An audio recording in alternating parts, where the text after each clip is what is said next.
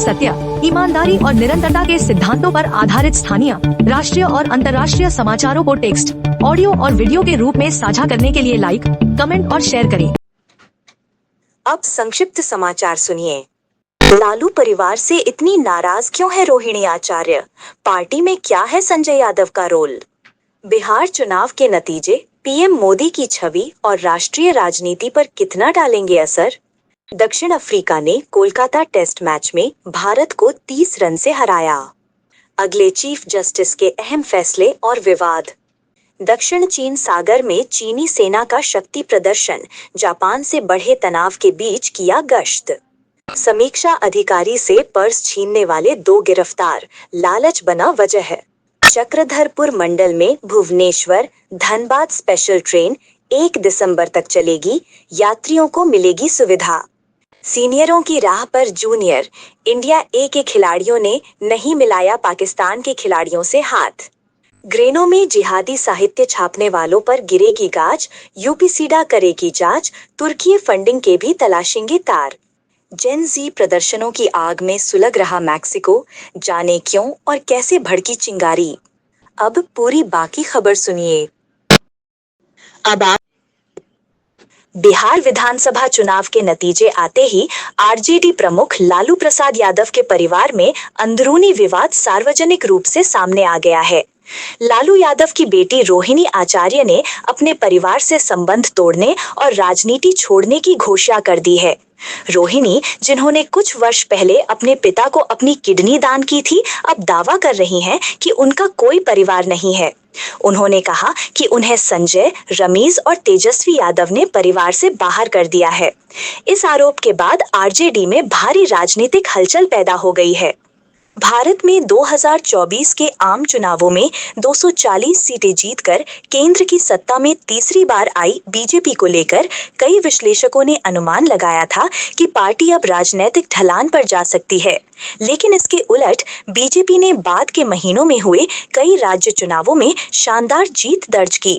महाराष्ट्र में एनसीपी और शिवसेना के अलग हुए धड़ों के साथ गठित महायुति ने 288 में से 235 सीटें जीतकर विपक्ष को कमजोर कर दिया। हरियाणा में भी बीजेपी ने 90 में से 48 सीटें जीतकर लगातार तीसरी बार सरकार बनाई। अब बिहार में भी एनडीए गठबंधन बीजेपी, जेडीयू व अन्य दल ने अप्रत्याशित और भारी जीत हासिल की है, जो बीजेपी की मजबूत राजनीतिक पकड़ को दर्शाता है। कोलकाता के ईडन गार्डन्स में खेले गए पहले टेस्ट मैच में दक्षिण अफ्रीका ने भारत को 30 रनों से हराया। तीसरे दिन दूसरी पारी में दक्षिण अफ्रीका ने भारत के लिए 124 रनों का लक्ष्य रखा, लेकिन भारत की टीम केवल 93 रनों पर ऑल आउट हो गई। भारत की ओर से वॉशिंगटन सुंदर ने सबसे अधिक 31 रन बनाए, जबकि दक्षिण अफ्रीका की ओर से सिमोन हार्मर ने 4 विकेट लिए। मार्को येंसन और केशव महाराज ने 2-2 विकेट और एडन मार्करम ने 1 विकेट लिया। 30 अक्टूबर को भारत की राष्ट्रपति द्रौपदी मुर्मू ने सुप्रीम कोर्ट के जज जस्टिस सूर्यकांत को भारत का अगला मुख्य न्यायाधीश चीफ जस्टिस नियुक्त किया। वे 24 नवंबर 2025 से चीफ जस्टिस के पद को संभालेंगे और उनका कार्यकाल लगभग 15 महीने यानी फरवरी 2027 तक रहेगा। जस्टिस सूर्यकांत हाल के कुछ चर्चित मामलों में सुर्खियों में रहे हैं, जैसे बिहार में स्पेशल इंटेंसिव रिवीजन, कॉमेडियन समय रैना के इंडियाज गॉट टैलेंट शो से जुड़ा विवाद और अशोका यूनिवर्सिटी के प्रोफेसर अली खान महमूदाबाद की गिरफ्तारी। चीन की सेना ने रविवार को फिलीपींस से कहा कि वह दक्षिण चीन सागर में उकसावे वाली घटनाएं और तनाव बढ़ाना तुरंत बंद करे। इसी दिन चीन ने विवादित क्षेत्र में बमबरसक विमानों की टुकड़ी के साथ गश्त की। ये कदम फिलीपींस की नौसेना द्वारा अमेरिका और जापान के साथ संयुक्त गश्त के बीच उठाया गया था। चीन दक्षिण चीन सागर के अधिकांश हिस्से का दावा करता है और उसके समुद्री विवाद फिलीपींस, वियतनाम, मलेशिया, ब्रुनेई और ताइवान के साथ हैं। पुलिस ने समीक्षा अधिकारी का पर्स छीनने के आरोप में 2 लोगों को गिरफ्तार किया है। आरोपियों ने पूछताछ में बताया कि महंगे शौक और जल्दी पैसा कमाने की चाहत में उन्होंने स्नैचिंग की। पुलिस ने उनके पास से छीना हुआ पर्स बरामद कर लिया है और आगे की कार्रवाई कर रही है। दक्षिण पूर्व रेलवे ने चक्रधरपुर मंडल के यात्रियों के लिए भुवनेश्वर धनबाद स्पेशल ट्रेन की अवधि 1 दिसंबर तक बढ़ा दी है। इस फैसले से भुवनेश्वर और धनबाद के बीच यात्रा करने वाले यात्रियों को काफी सुविधा मिलेगी। रेलवे ने ये भी स्पष्ट किया है कि ट्रेन की समय सारणी में कोई बदलाव नहीं किया गया है।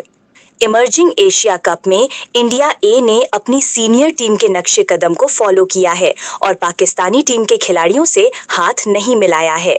इस मैच में दोनों टीमों के खिलाड़ी आमने सामने तो हुए, लेकिन हाथ नहीं मिलाया। ग्रेटर नोएडा में जिहादी साहित्य छापने वालों के खिलाफ सख्त कार्रवाई की घोषणा की गई है। यूपी सीडा को जांच के आदेश दिए गए हैं, जिसमें तुर्की से फंडिंग के संभावित संबंधों की भी पड़ताल शामिल है। इस मामले में शामिल लोगों पर कड़ी कार्रवाई की संभावना है। मेक्सिको में हजारों लाखों युवा सड़कों पर प्रदर्शन कर रहे हैं। ये विरोध प्रदर्शन इस महीने की शुरुआत में मिचवाकिन के मेयर कार्लोस मंजो की हत्या के बाद तेज हुआ।